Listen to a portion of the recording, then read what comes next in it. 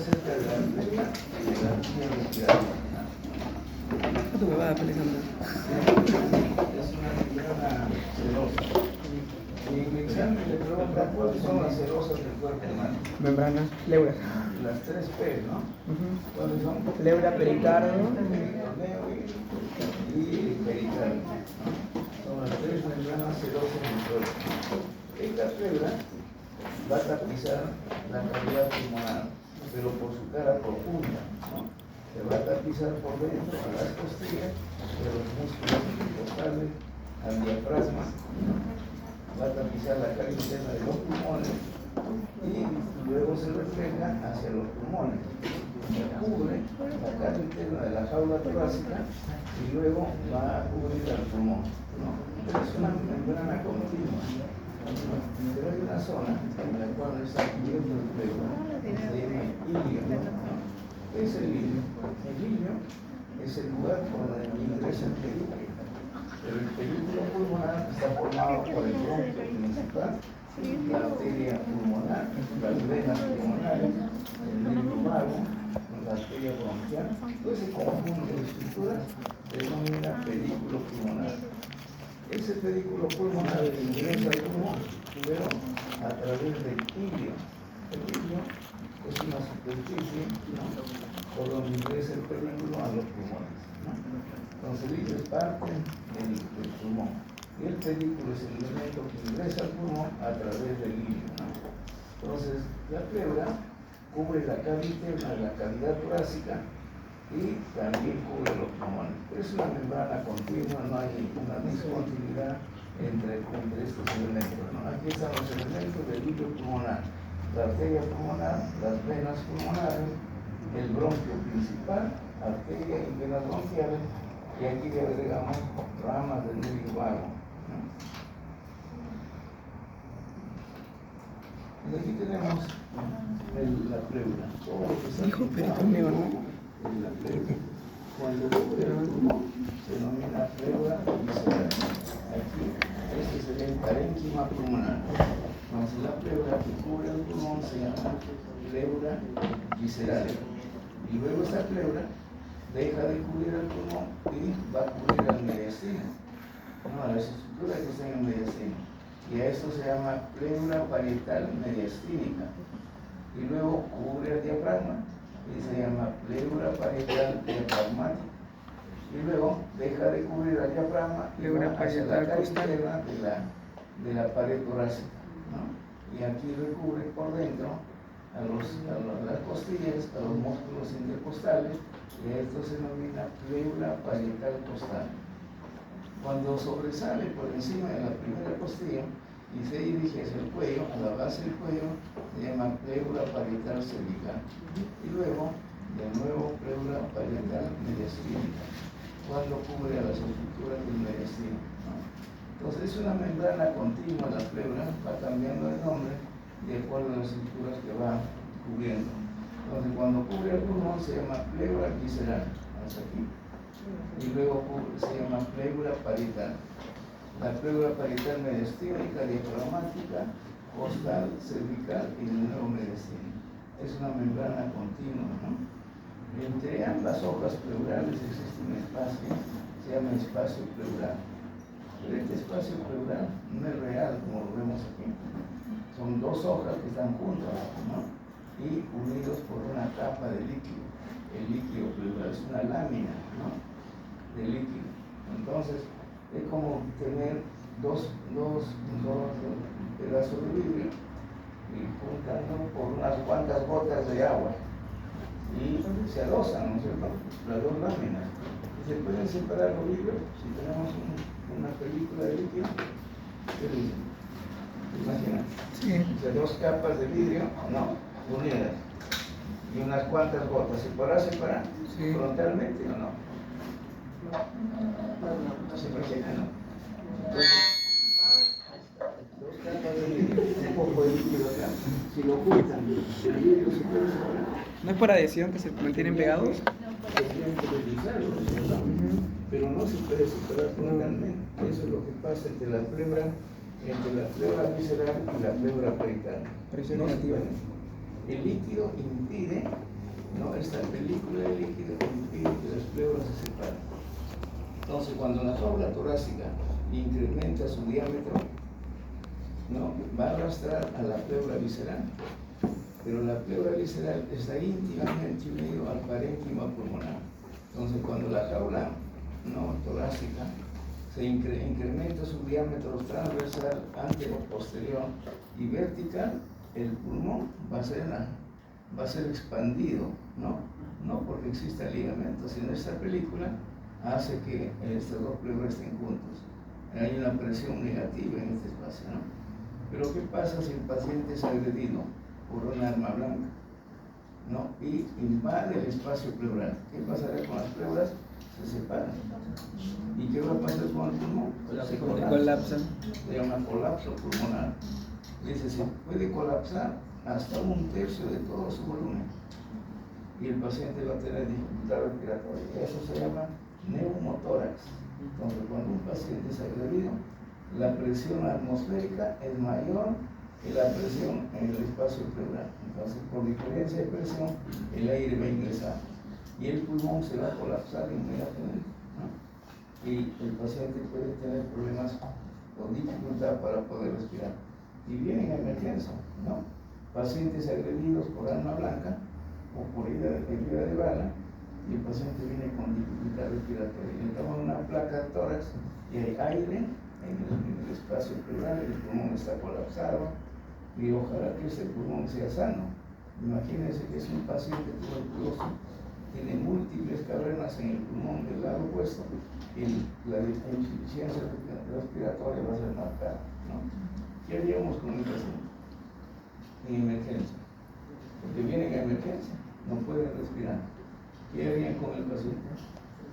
¿Qué se le puede hacer? Le pueden dar oxígeno, ¿no? O lo intuban, ¿no? Le colocan un tubo y lo llevan a la máquina, ¿no?, para que luego hacer que esto se expanda. Ahora, ¿cómo expandir el pulmón? ¿No? Entonces se hace una toracocentesis, se coloca un tubo en el espacio pleural, ¿no? Ese tubo de Heber va hacia un frasco de unos 3 litros que tiene una tapa de Heber hermética, y esa tapa tiene 2 tubos, ¿no?, llenan de líquido hasta la mitad del frasco. Un tubo va a ingresar hasta el líquido, hasta la mitad del líquido, y el otro tubo se queda en la parte donde no hay líquido, en la mitad, ¿no? Entonces, cuando el paciente respira, insufla el pulmón, y al insuflarse el pulmón va a desplazar al aire que está por fuera, sale por el tubo y entra a través del tubo, hay un tubo metálico hacia el interior del frasco, y dentro el líquido burbujea, y ese aire sale por el otro tubo. O sea, en el tapón hay 2 tubos, uno inverso dentro del líquido y otro en la parte donde no hay líquido. Entonces, cada vez que inspira, esto se va a expandir, el aire que está en la periferia va a ser expulsado por el tubo hacia el líquido, en el líquido burbujea y sale por el otro tubo hacia el medio ambiente, ¿no? Y de esa forma se va expandiendo. Se le toma y el paciente se siente bien, se le toma una placa, el pulmón ya está totalmente, y luego aquí se cierra, se pone puntos, se saca el tubo y se coloca puntos. El pulmón ya está expandido, ha recuperado su volumen, ¿no? Y el paciente puede salir de alta, ¿no? Entonces, esta es la pleura visceral y la pleura parietal. Ahora, ¿quién inerva la pleura parietal? La pleura parietal mediastínica, de aquí, es inervado por el nervio frénico. Entonces, el nervio frénico desciende, ¿no?, por dentro de la pleura visceral con dirección al diafragma. El diafragma lo va a inervar, pero tiene fibra sensitiva que va a la pleura mediastínica. Ahora, también va a inervar la pleura parietal diafragmática, el nervio frénico. ¿Y quién inerva la pleura parietal costal? Los nervios intercostales se encargan de inervar a la pleura parietal costal y a la pleura cervical. Entonces, la pleura parietal tiene inervación por el nervio frénico y por los nervios intercostales, ¿no? Entonces, aquí el espacio pleural tiene líquido pleural que va a lubricar, porque aquí hay constantemente rozamiento, ¿no? Y mantiene la presión negativa dentro de este espacio, ¿no? Y aquí coloca una imagen, el puño sería como el pulmón, ¿no? Aquí sería el pedículo, aquí estaría ingresando el bronquio, la arteria pulmonar, las venas pulmonares, ¿no?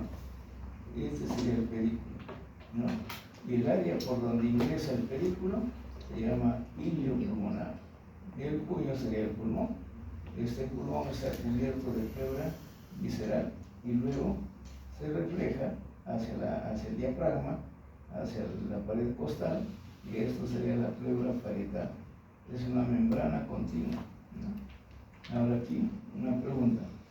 Esto se llama saco pleural, de un lado. Este saco pleural se une con el saco pleural del lado opuesto. ¿Habrá comunicación? No hay comunicación. ¿Qué pasaría si hay comunicación? No, sí, este pulmón se colapsa, pero como tiene comunicación con el lado opuesto, el otro pulmón también se colapsa y muere. Si no lo intuban, muere. Pero ignoren que cada saco pleural es totalmente independiente, ¿no? Entonces, la pleura visceral cubre íntimamente el parénquima pulmonar, se adhiere a la superficie, ¿no? También ingresa dentro de las cisuras. Los pulmones tienen unos surcos que se llaman cisuras. Ingresa a las cisuras, ¿no? Es lisa, resbaladiza, ¿no? Y en cambio la pleura parietal reviste la cara interna de la cavidad pulmonar y se va a adherir a la pared torácica, al mediastino y al diafragma. Y de acuerdo a esto, va cambiando de nombre la pleura parietal en pleura parietal costal, pleura parietal mediastínica y pleura parietal diafragmática. A eso tendríamos que agregar esta pleura, se llama la pleura parietal cervical, ¿no? Esto va a sobresalir de 2 a 3 hasta 4 centímetros por encima de la primera costilla. Entonces, un paciente que viene a la emergencia con una herida en la base del cuello a este nivel, puede perforar la cúpula pleural, esto se llama cúpula pleural. Al perforar, el pulmón se colapsa, hace un neumotórax y se colapsa. Entonces, con pacientes que vienen a emergencia con heridas en la base del cuello, hay que sospechar, y viene con dificultad respiratoria, hay que sospechar lesión de la cúpula pleural y neumotórax, ¿no? Entonces, todos esos conocimientos nos ayudan a entender, ¿no?, las emergencias. Entonces, tenemos pleura parietal costal, ¿no? Ahora, esta pleura parietal costal se adhiere, ¿no?, a la jaula torácica por dentro, porque aquí hay otra membrana que se llama la fascia endotorácica, esta que está con líneas punteadas, ¿no? Se llama fascia endotorácica. Esta fascia no solo está en la cara interna de la jaula torácica, también está en la superficie del diafragma y en la superficie de los órganos que pertenecen al mediastino, ¿no? Se llama fascia endotorácica, ¿no? Entonces tenemos pleura parietal costal, ¿no?, que se une a la jaula torácica con la presencia de la fascia endotorácica, que es una capa fina de tejido celular laxo. Luego tenemos aquí la pleura parietal mediastínica, que está cubriendo, aquí estaría, a este nivel va a cubrir al pericardio fibroso. El corazón tiene una membrana pericárdica que se llama pericardio fibroso. Entonces, entre el pericardio fibroso que cubre el corazón y la pleura parietal mediastínica, ahí está la fascia endotorácica, ¿no? Eso permite cierto deslizamiento en las estructuras que forman el espacio pulmonar. Por este espacio transcurre el nervio plénico. El nervio plénico pasa entre el pericardio fibroso del corazón y la pleura parietal mediastínica. Pasa por delante del pedículo pulmonar.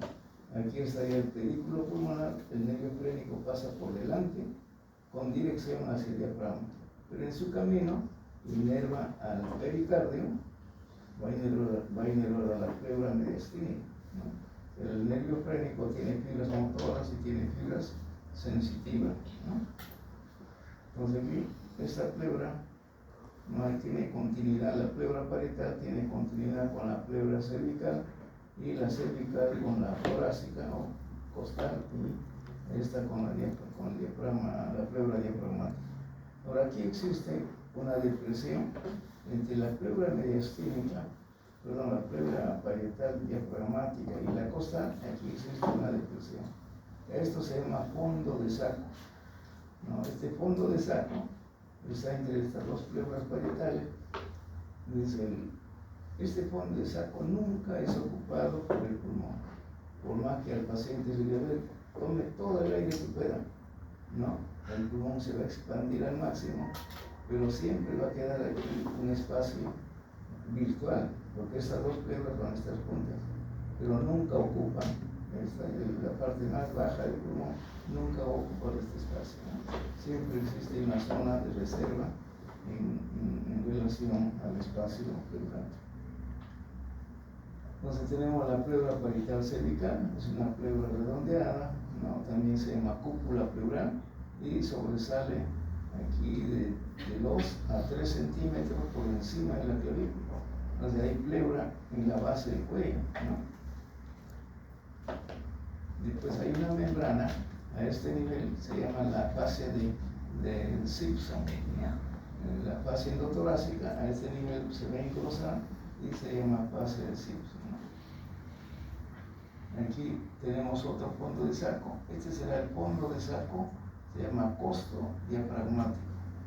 Este espacio se llama fondo de saco, costo diafragmático. Cuando hay derrame pleural, o sea, hay líquido en cavidad pleural, cuando el paciente tiene una tuberculosis pulmonar, va a eliminar, se llama exudado, un líquido. Y ese líquido se va a ir a la zona de mayor depresión y esta es la zona más baja. Entonces el líquido se va a acumular aquí. A eso se llama derrame pleural, ¿no? Pero puede ser también un cáncer del pulmón. Las células cancerosas dan metástasis a la pleura parietal y empieza a secretar un líquido cero sanguinolento y va a empezar a llenar el espacio pleural, ¿no? Y tanto es así que va a impedir que el pulmón se expanda. Se llena de líquido, 2 a 3 litros de líquido dentro del espacio pleural, el pulmón está retraído, el paciente no puede respirar y a veces es en los dos campos pulmonares hay que drenar, ¿no? Ingresar con una aguja, una jeringa, ¿no? Y empezar a drenar. Se saca de 2 a 3 litros diarios de líquido, ¿no? El cáncer está diseminado en toda la pleura parietal y ha sido su sitio principal, ha sido el pulmón, el sitio primario. Y el cáncer del pulmón del paciente es un cáncer muy agresivo, ¿no? El paciente de 3 a 6 meses está muerto. No hay nada que lo tenga, ¿no? Ni la quimioterapia, ni la radioterapia. Y generalmente son pacientes fumadores, ¿no? 20 cigarrillos durante 30 años, ¿no? O 2 cajetillas diarias durante 20 años, ¿no? Entonces va a tener cáncer de laringe, cáncer de labio, de paladar, de cavidad oral, cáncer de pulmón y el cáncer de vejiga. La nicotina circula por el organismo y genera hasta cáncer de vejiga, ¿no? Entonces el paciente, a veces el paciente el paciente no sabe que tiene un tumor. Debuta haciendo metástasis en diferentes órganos y hacen biopsia, células cancerosas del pulmón, una placa de tórax que tiene sembrado el pulmón, sembrado la pleura, ¿no? Entonces se hace una toracocentesis, se ingresa, se saca el líquido que ha drenado y se hace un estudio citológico y encontramos células cancerosas, ¿no? De sitio primario, es el pulmón. Entonces esto se llama fondo de saco, costo diafragmático. Aquí hay otro fondo de saco. Este fondo de saco se denomina fondo de saco diafragmático, mediastínico, diafragmático. Este ángulo, pero el líquido va a ir hacia la zona de mayor depresión, ¿no? Entonces aquí está el nervio plénico, este es el nervio plénico, va descendiendo entre la pleura parietal mediastínica y el pericardio. Este es el pericardio fibroso que envuelve al corazón. Entre estas dos hojas desciende el nervio pénico. Y a medida que va descendiendo, da ramas para la pleura mediastínica, da ramas para el pericardio seroso o fibroso, ¿no? Y el resto de fibras son fibras motoras que va a llegar al diafragma. El nervio vago, aquí está el nervio vago, este de aquí. El nervio vago pasa por delante del callado aórtico y a este nivel, cuando está en el borde inferior, da su rama recurrente laríngeo, este de aquí. Pero este es en el lado izquierdo. Pero en el lado derecho no baja al callado. El lado derecho solo se queda en el cuello y aquí en el borde inferior del tronco brachiocefálico hace una curvatura y asciende. Entonces el vago izquierdo, es intramediastino, ¿no? Llega al mediastino, ¿no? El vago continúa su recorrido, pero a este nivel da una rama que retorna hacia la laringe. Cuando hay cirugía cardíaca, a veces lesionan el vago o el pénico, ¿no? Entonces una lesión del nervio pénico ocasiona una parálisis del diafragma del mismo lado, ¿no? Solamente tendría la mitad funcionando, ¿no? Esto está ya paralizado, se deja distender hacia arriba por la presión positiva de las vísceras abdominales. Entonces tenemos la jaula torácica, ¿no? La parte costal y los músculos intercostales, donde cuando uno inspira, ¿no? Estas costillas se elevan, el diafragma desciende, ¿no? Por diferencia de presión ingresa el aire y el pulmón se va a dejar distender. El pulmón está lleno de fibras elásticas, se deja distender como elástica, ¿no? Una vez que el diafragma se relaja y los músculos intercostales externos se relajan, el pulmón recupera su posición y en ese momento expulsa el aire, ¿no? Durante todo el tiempo el pulmón está tratando de recuperar su estado de reposo y la jaula torácica lo jala hacia, lo expande, ¿no? Con todo su control. Entonces el aire va a ingresar por diferencia de presión y sale por diferencia de presión, ¿no? Pero aquí tenemos, este es el fondo de saco, ¿no? Aquí están las vértebras, las costillas, los vasos intercostales, ¿no? El nervio intercostal, esta es la pared del tórax y aquí está el diafragma, ¿no?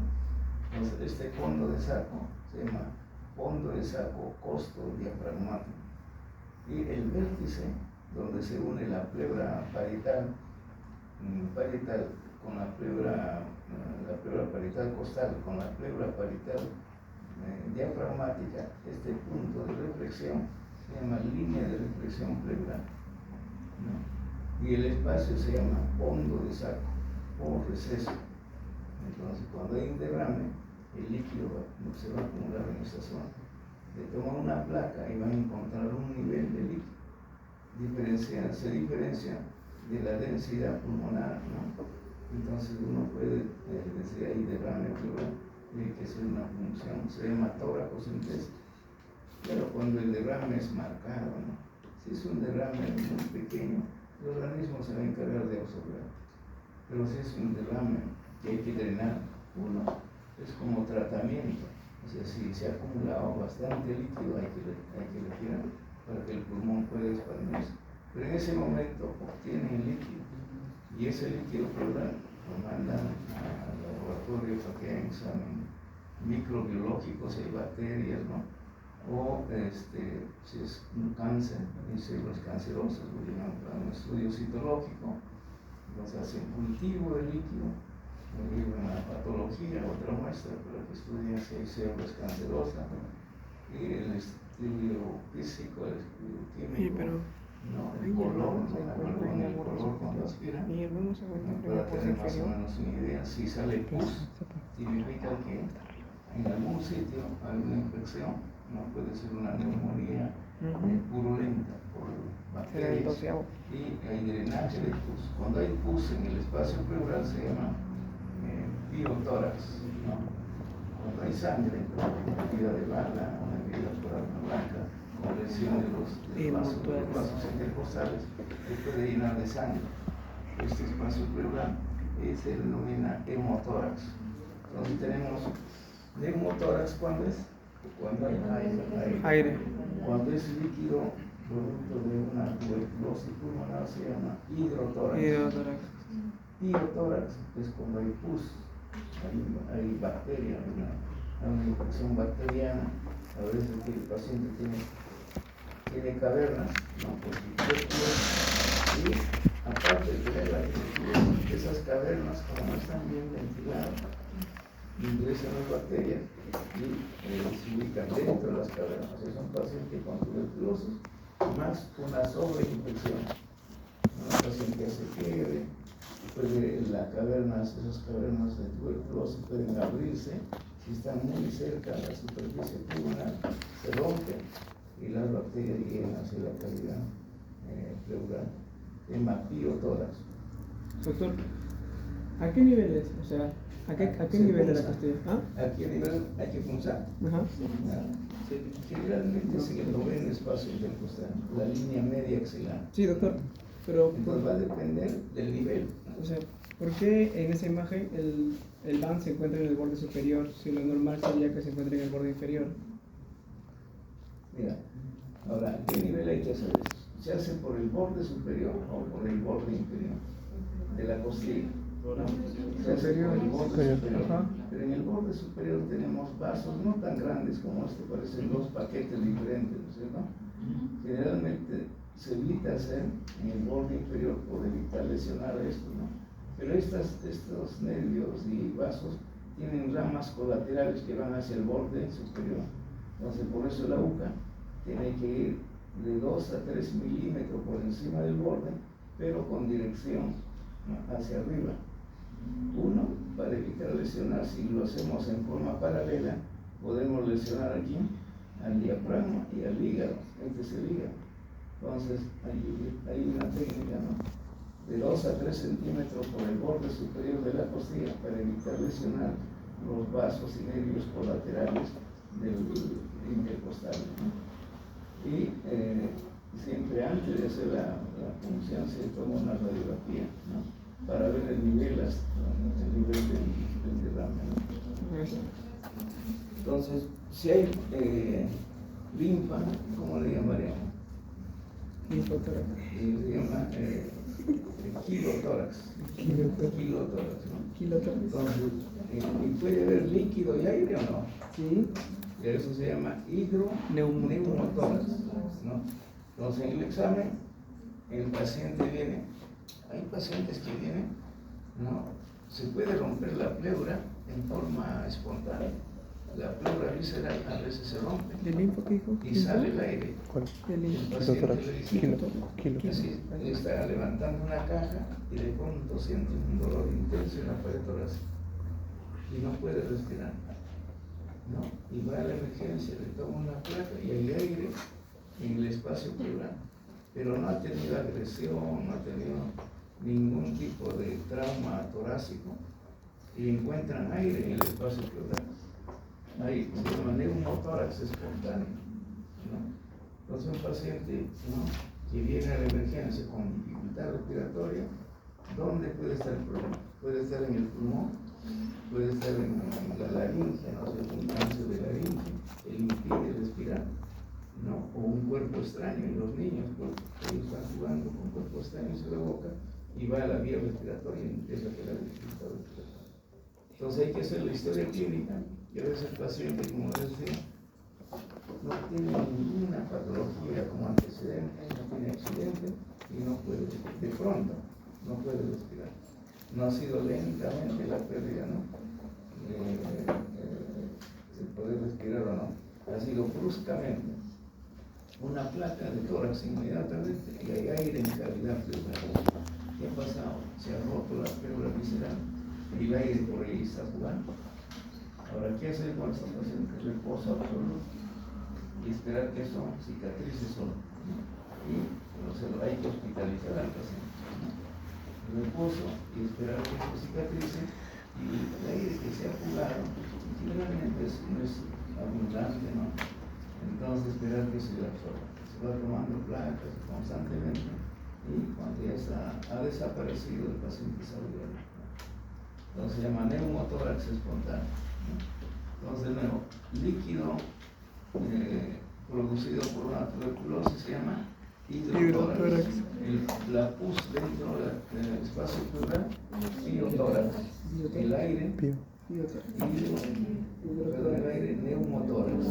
Y linfa, kilotórax. Sangre, neumotórax, ¿no es cierto? Entonces, tenemos eso. Y la función se llama toracocentesis.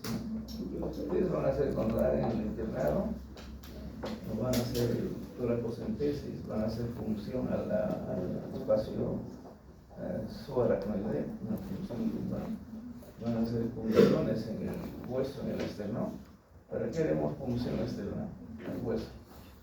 Para ¿Qué se produce en la médula ósea? en los eritrocitos, baja sangre, glóbulos rojos, hematopoiesis, pacientes que están con fiebre, no hay origen, no hay un poco infeccioso, ya se fiebre constantemente. Hay que hacer una punción externa para sacar eso y ver cómo están las series, ¿no? La serie roja, la serie blanca y las plaquetas. A veces el paciente tiene una leucemia. Y en la leucemia hay anemia, hay fiebre, ¿no? Se alteran la cantidad de glóbulos rojos o blancos dependiendo del tipo de leucemia, o el paciente tiene una bacteriemia, o sea, la bacteria está circulando y pueden hacer cultivo de la sangre de la médula ósea. Se llama mielocultivo. Hay que hacer un cultivo de la sangre que provienen de una función externa. Ahora, esta línea de reflexión, entonces habrá línea de reflexión entre la pleura parietal y la pleura parietal costal y la pleura parietal diafragmal. No es un punto, es todo un contorno. Entonces hay varias líneas de reflexión. Aquí tenemos, por ejemplo, esta es la línea de reflexión que estábamos señalando, ¿no? Se llama línea de reflexión parietal costal. Comenzará aquí en la apéndice, pues, en todo el reborde pulmonar, ¿no? Va desde aquí hasta la columna vertebral. Se llama línea de reflexión costal. Y aquí el espacio será fondo de saco, costo diafragmático, el espacio, ¿no? El espacio que corresponde a esta línea se llama fondo de saco, costo diafragmático. De igual forma, paralelo al esternón, a partir de este punto, existe otra línea de reflexión, se llama línea de reflexión parietal external, ¿no? Será entre la pleura parietal costal y que se transforma en pleura parietal mediastínica. Entonces aquí va a haber un ángulo de reflexión y eso va a generar toda esta línea que va desde el apéndice pues hasta la articulación externo-clavicular. Y luego tenemos aquí la cúpula pleural que sobresale de 2 a 4 centímetros por encima de la clavícula. Entonces una lesión aquí puede producir un neumotórax, ¿no es cierto? Luego tenemos en la parte posterior aquí otra línea de reflexión entre la pleura costal y la pleura mediastínica. Se llama línea de reflexión parietal vertebral, ¿no? Ahí habrá otro fondo de saco. Pero el fondo de saco más profundo es el costo diafragmático. Este espacio nunca es ocupado por el pulmón. Por más que uno le pida al paciente que tome todo el aire, no va a llegar a ocupar esto, ¿no? Luego se puede llenar de líquido cuando hay derrame pleural. Entonces aquí en un corte transversal del tórax tenemos el pulmón, pero aquí tenemos un espacio real, ¿no es cierto? Porque es cadavérico, es una pieza cadavérica, pero aquí está la pleura visceral, en todo el contorno del pulmón, esta línea blanca es la pleura visceral, y la pleura parietal es este aquí. ¿Qué pleura parietal sería este? Costal. La pleura parietal costal desde aquí hasta este punto. Y esta pleura mediastínica. Pleura parietal mediastínica, ¿no? Entonces aquí aparentemente son dos hojas diferentes, ¿no? pero se unen a nivel del pedículo pulmonar. Ahí la pleura parietal, ¿no?, cambia a pleura visceral. Y este será el espacio pleural. De igual forma aquí, pleura parietal desde aquí, costal, hasta aquí, y luego pleura parietal mediastínica. Y aquí, todo este espacio, ¿cómo se llama? ¿Mediastino? Mediastino. Este será un corte en el mediastino superior o en el mediastino inferior. Superior. ¿Qué elemento les puede La diferenciar? La aorta parece. No se peleó la aorta, ¿Quién es este? Es inferior. Está ¿Quién justo en tiene la un raíz, anillo en completo? la raíz de los vasos. ¿Quién tiene un anillo incompleto de cartílago? Tráquea. La tráquea. Entonces, esta es tráquea. Entonces, las imágenes que se obtienen en tomografías, ustedes buscan esto, es un arco más una línea recta. Esa es la tráquea. Y tráquea no hay en el mediastino inferior. La tráquea está en el mediastino superior. Y también tenemos aquí los grandes vasos. Aquí tenemos el esófago. Detrás de la tráquea está el esófago. Aquí no hay corazón. Si encontramos imágenes de el mediastino inferior.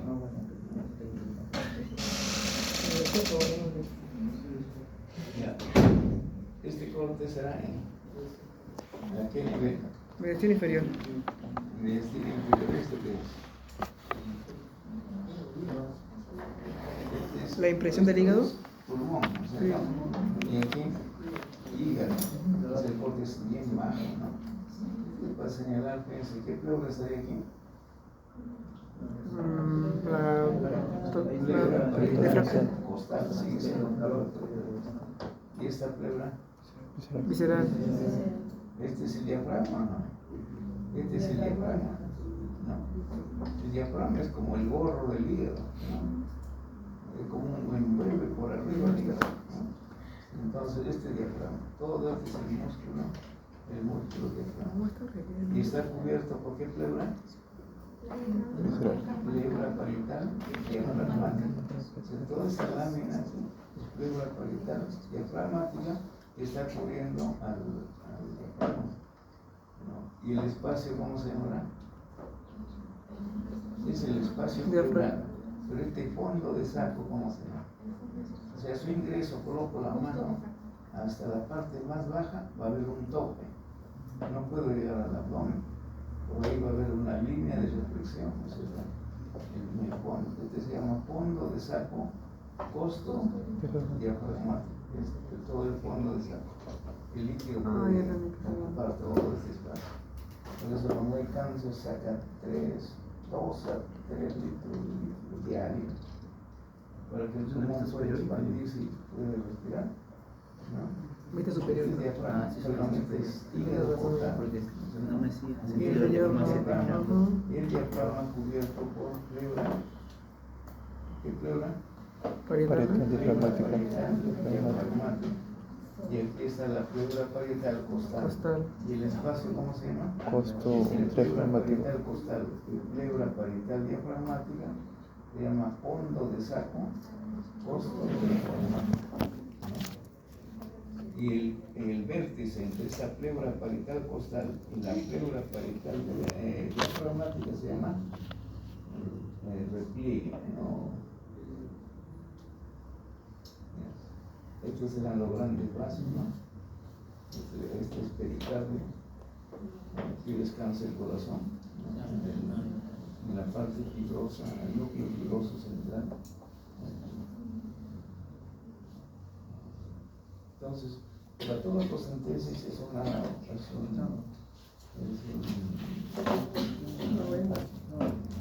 algo que el médico puede hacer.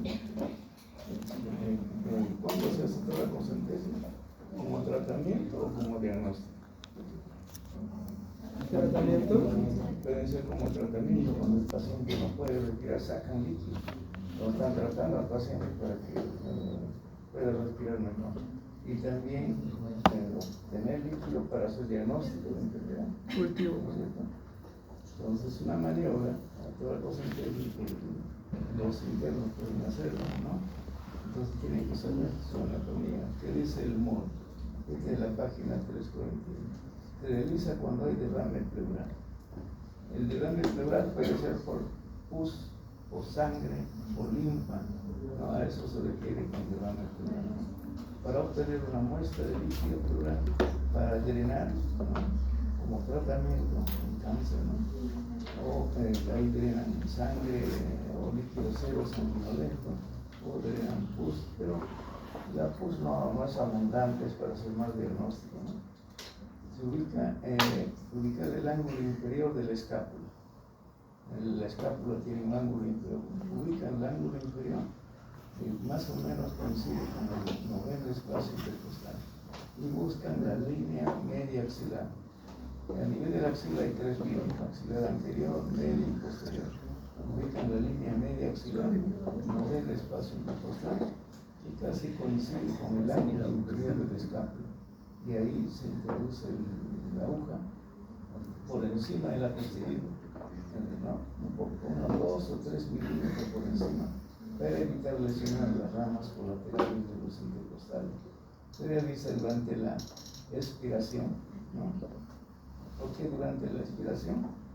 Para evitar lesionar el pulmón un poco que se colapsa durante este proceso, ¿no? Hay que dirigir la aguja con una inclinación superior para no penetrar o atravesar la fina lámina de pleura parietal diafragmática y al mismo diafragma, en realidad, si ingresan en profundidad pueden lesionar al hígado, ¿no?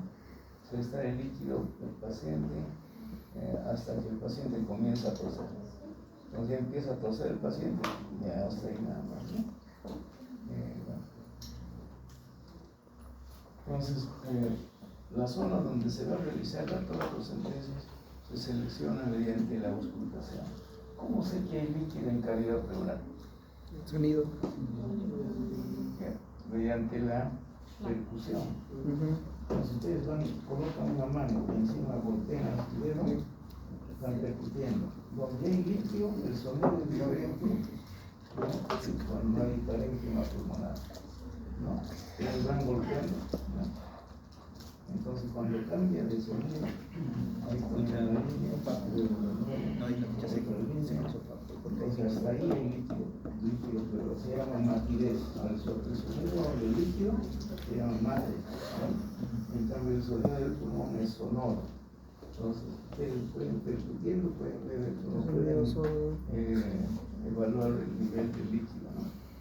Y además, cuando colocan el estetoscopio, ¿hay ruido o no? Donde se toma el aire. El aire, sí. Se llama murmullo vesicular. O sea, por eso se retoma aire.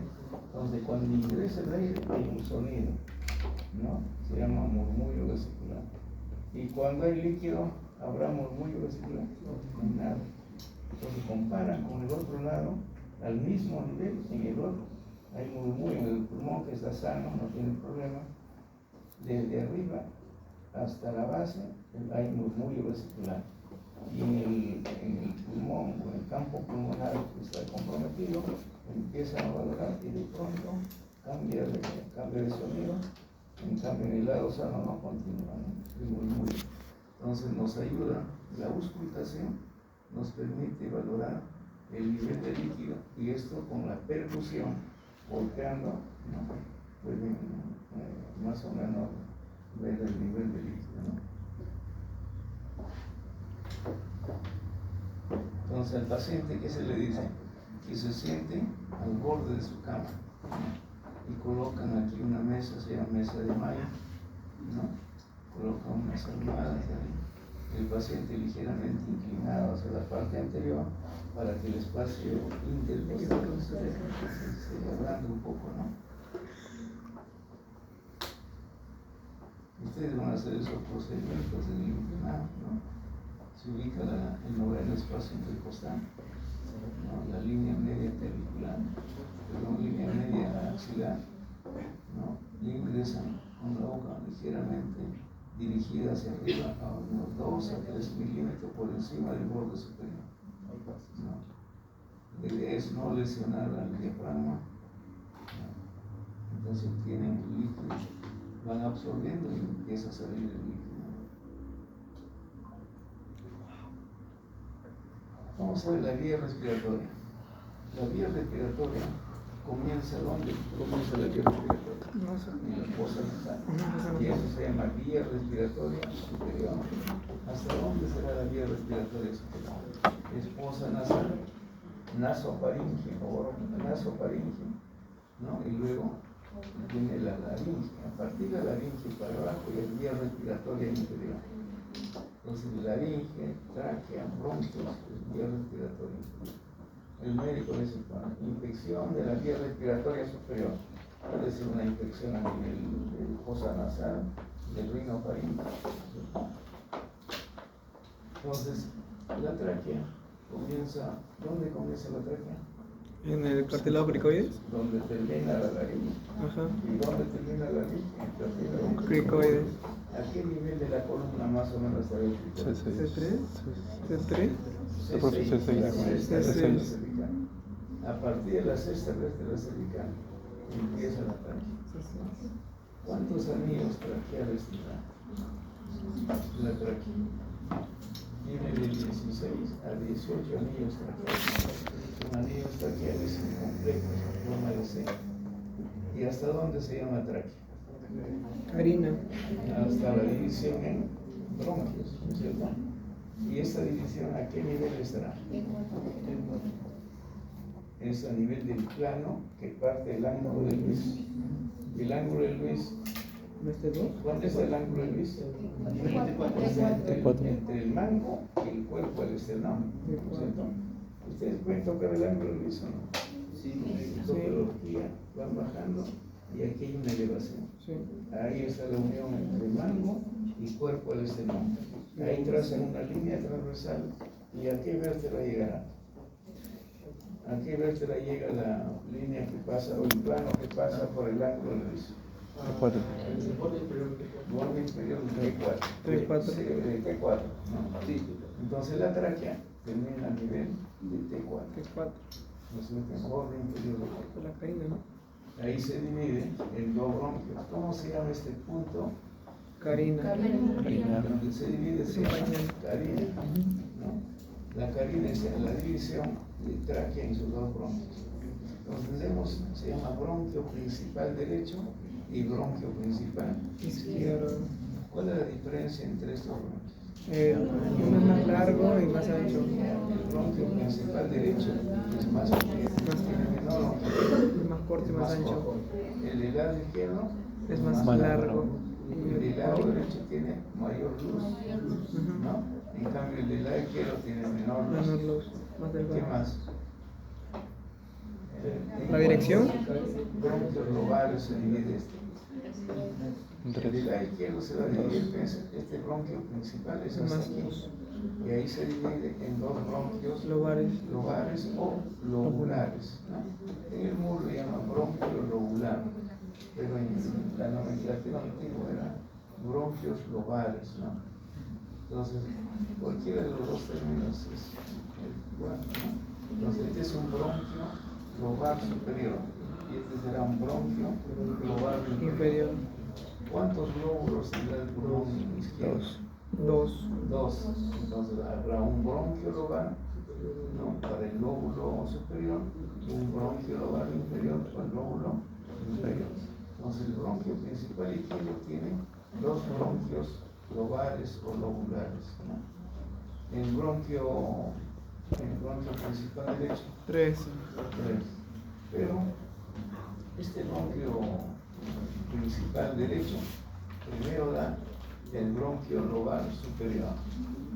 Bueno, inmediatamente va a haber otra división que se llama el bronquio intermedio, y el bronquio intermedio recién va a dar el bronquio lobar medio y el bronquio lobar inferior.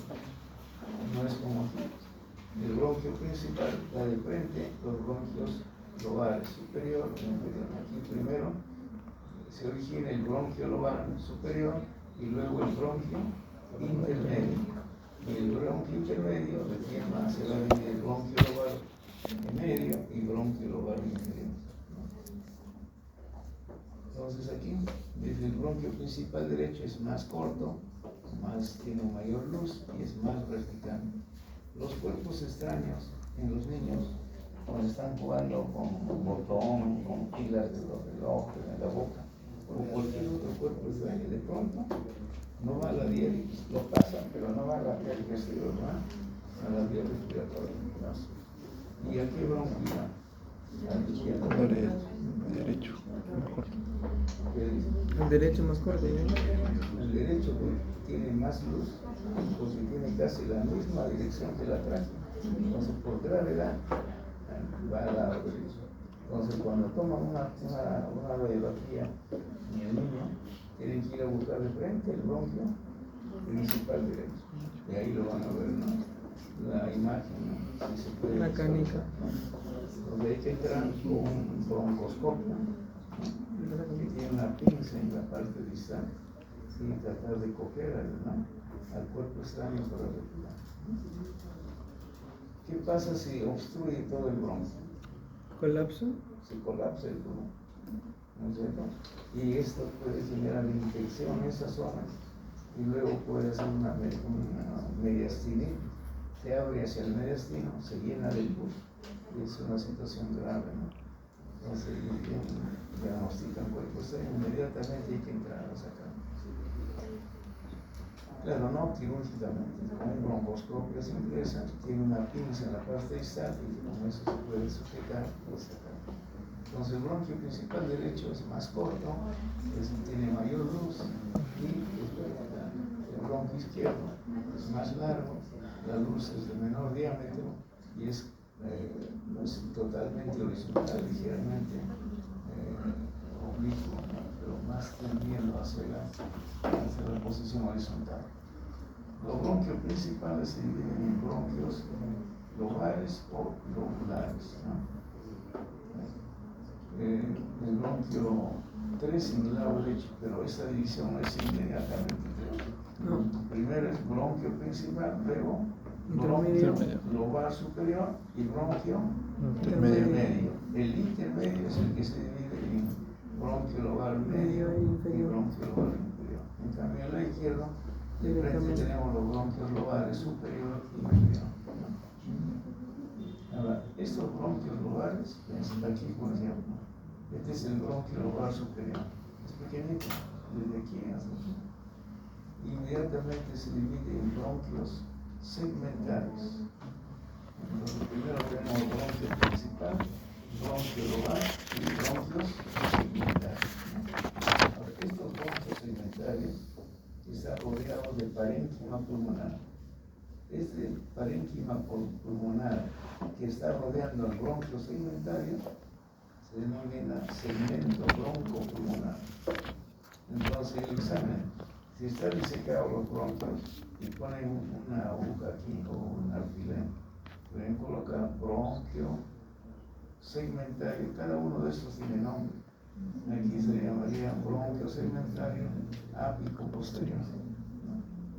Pero si estuviera con parénquima pulmonar, la aguja no está en el bronquio, sino está en el parénquima, se coloca segmento broncopulmonar ápico posterior.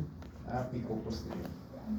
Entonces va a depender si está en el parénquima, es segmento broncopulmonar. Si está en el conducto, bronquio segmentario ápico posterior. Y luego, ¿cuál es la diferencia entre un bronquio y un bronquiolo? La presencia de cartílago, ¿no? Cuando hay cartílago, es bronquio. Cuando ya no hay cartílago alrededor de la vía respiratoria, se llama bronquiolo. Inicialmente será bronquiolo conductivo y después bronquiolos terminales. Y el bronquiolo terminal luego dice que 20 a 25 generaciones de divisiones de los bronquios segmentarios recién aparecen los bronquios conductivos, ¿no? Y luego los bronquiolos conductivos, bronquiolo terminal, finalmente el bronquiolo respiratorio.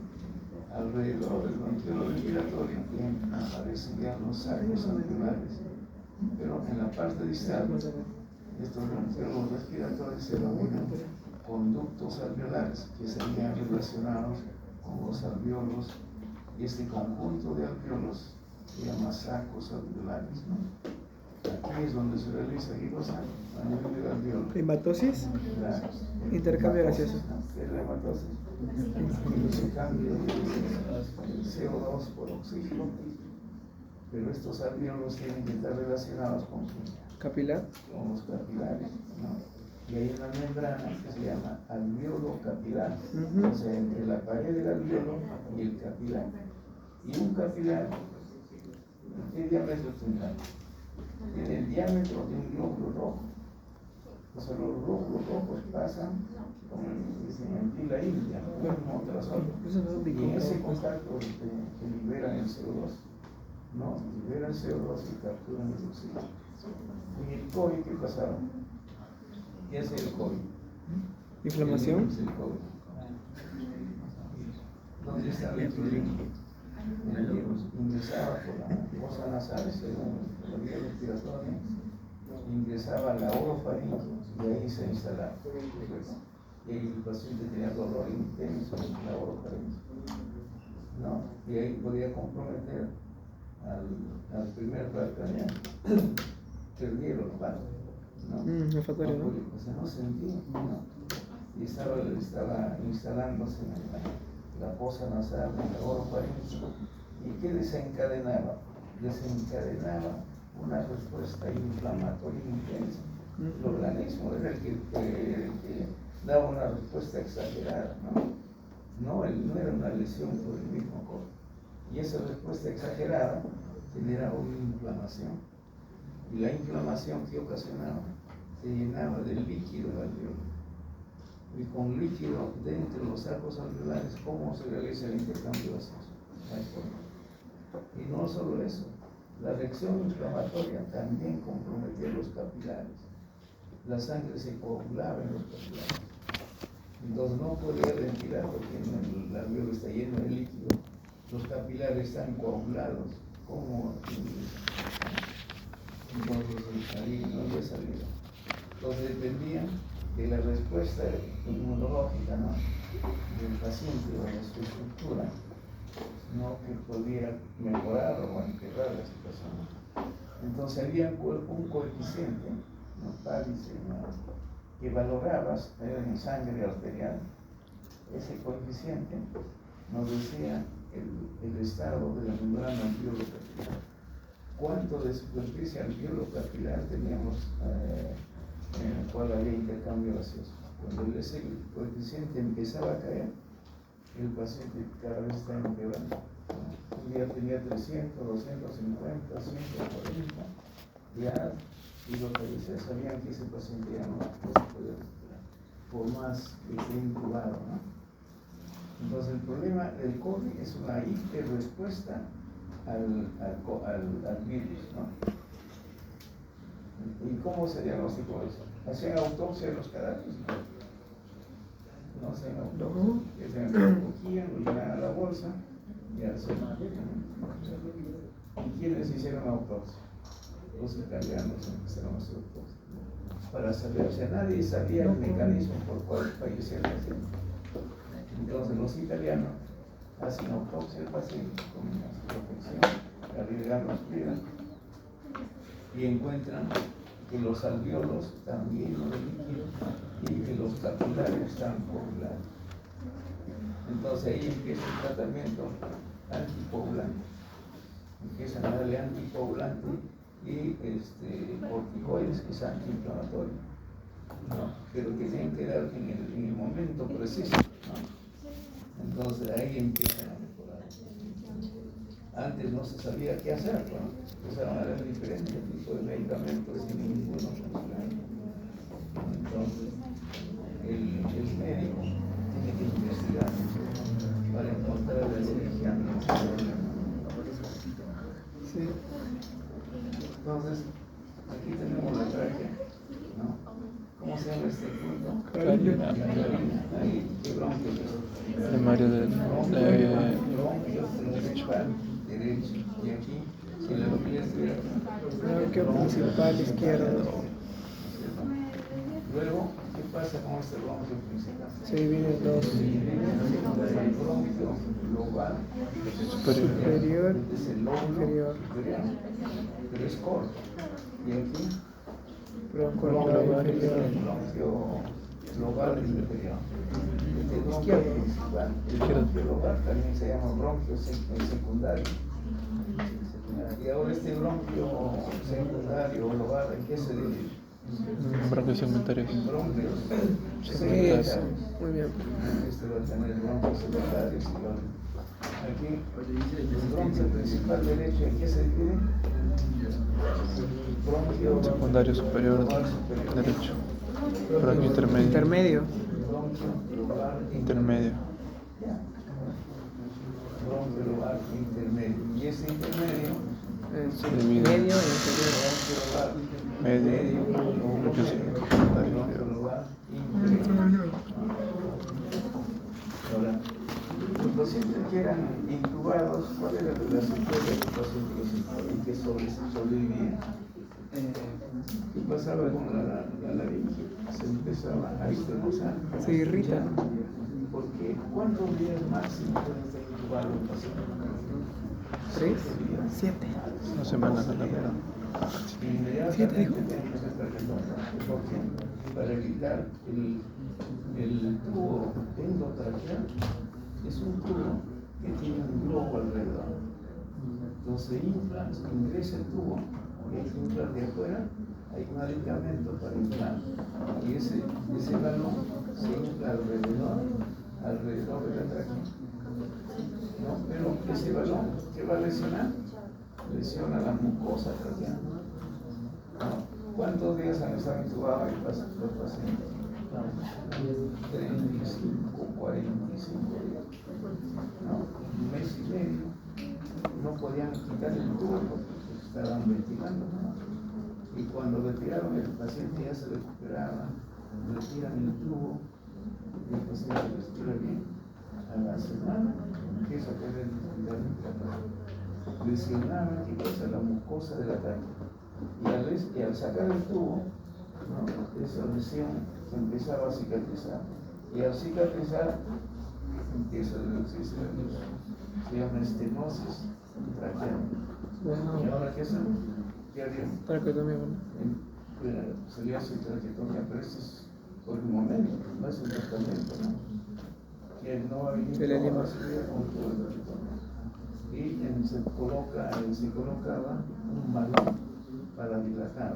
Ingresaban, inflaban el balón y lo amplían la estenosis. Pasaba un mes y luego otro mes. Y todo el tiempo, el tratamiento definitivo era cortar la tráquea y lo que queda, unir eso, ¿no?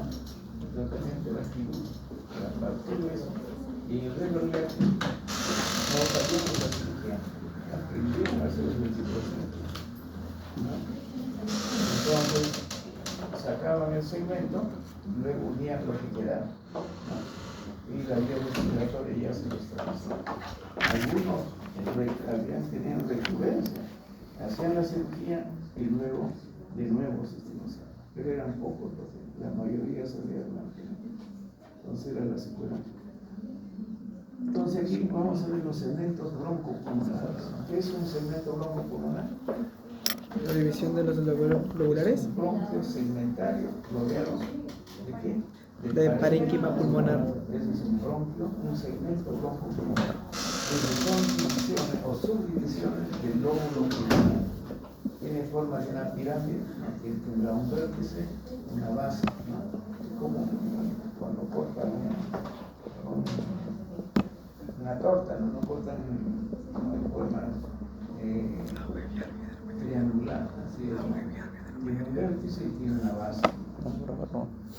Y la base está dirigida hacia la superficie del pulmón. ¿Cuántos segmentos broncopulmonares tenemos? En el lado derecho 10 y en el lado izquierdo 8. 10. Y en el lado izquierdo, De 8 a 10. aquí algunos autores lo juntan el 1 con el 2. Sería 1. Y el número 7 con el 8. Entonces ahí tendríamos 8 segmentos broncopulmonares. Otros lo cuentan igual que en el lado derecho, del 1 al 10, ¿no? Nos vamos a ver en la imagen. Y son quirúrgicamente resecables. Si el problema está en un segmento bronco-pulmonar, o sea, una lesión benigna, digamos, ¿no? Se puede sacar este segmento bronco-pulmonar y terminar sin perjudicar el resto del pulmón. Entonces se llama segmentectomía, ¿no? Luego de estos bronquios segmentarios se van a dividir uno tras otro, de 20 a 25 generaciones de divisiones, ¿no? Y luego aparecen recién los bronquiolos de conducción, ¿no?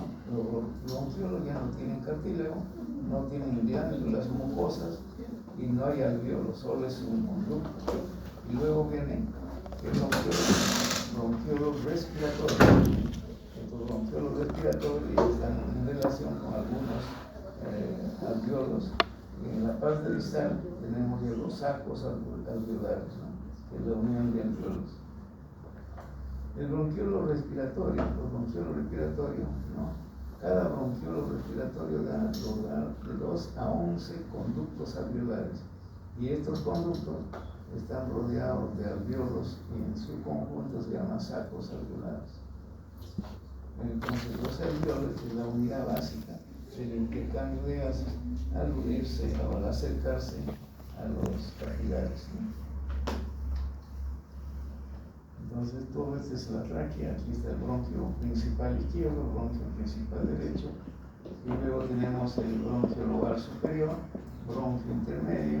En cambio, en el lado derecho, el bronquio principal se divide en bronquio lobular superior y bronquio lobular inferior, y cada uno de estos en bronquio segmentario. ¿Quién irriga?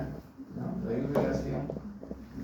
Para la irrigación tenemos las arterias bronquiales. Tenemos 2 arterias bronquiales del lado izquierdo, una superior y una inferior, y estas se originan directamente de la aorta. Son ramas directas de la aorta descendente. Son las arterias bronquiales izquierdas. En cambio, la arteria bronquial derecha es uno solo. Generalmente se origina en la tercera arteria intercostal posterior del lado derecho, ¿no? Es su origen más frecuente, pero esta puede originarse igual en la aorta directamente en la aorta, ¿no? O puede salir en tronco común con la arteria bronquial superior del lado izquierdo y luego dirigirse hacia el lado derecho. Entonces tenemos 3 arterias bronquiales, 2 en el lado izquierdo y 1 en el lado derecho. Las venas bronquiales generalmente drenan, ¿no?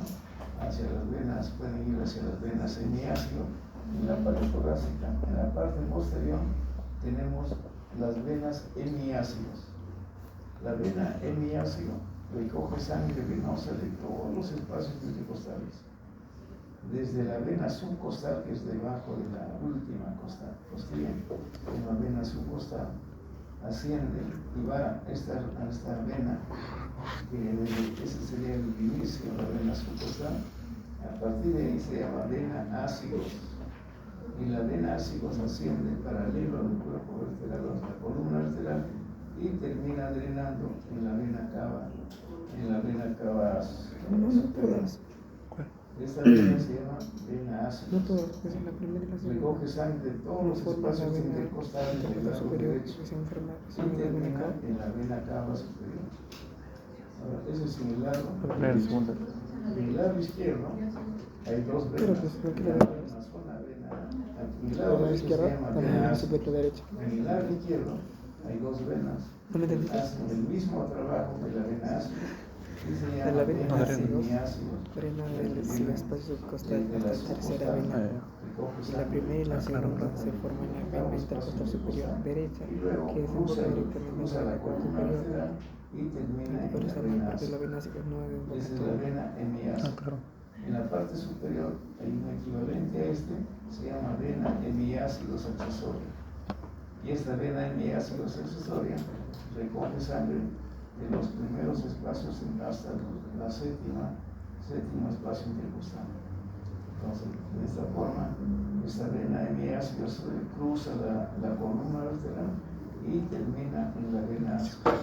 Al final, la vena ácidos es la que recoge sangre de los espacios intercostales de la pared torácica y termina en la vena cava superior, ¿no? Entonces, las venas bronquiales, ¿no?, pueden desembocar directamente en la vena ácida o en las venas hemiácidas, ¿no? Vamos a ver la siguiente clase. 10 minutos descanso. Ya.